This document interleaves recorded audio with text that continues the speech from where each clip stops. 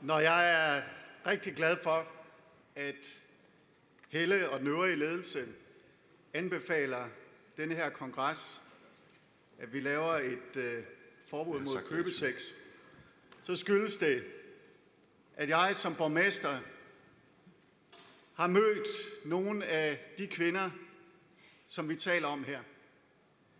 Jeg har set nogle af dem, som har været udsat for de mest forfærdelige overgreb, og jeg har kigget ind i deres øjne, og jeg har set en håbløshed, som ikke passer særlig godt til dem, der mener, at det her, det er ikke det helt store problem.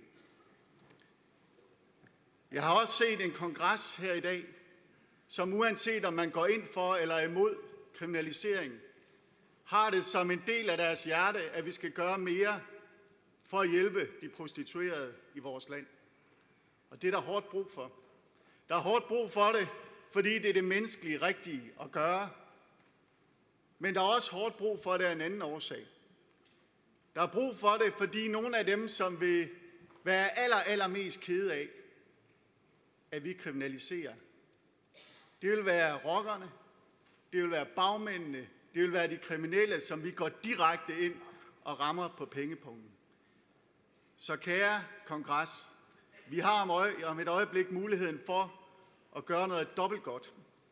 Vi har muligheden for at tage et vigtigt skridt, som vi godt ved ikke løser alle problemer, men et vigtigt skridt til at hjælpe de prostituerede.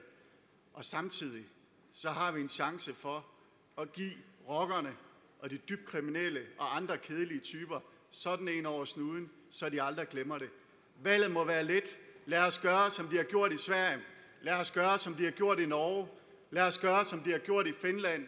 Lad os gøre, som de har gjort i Island.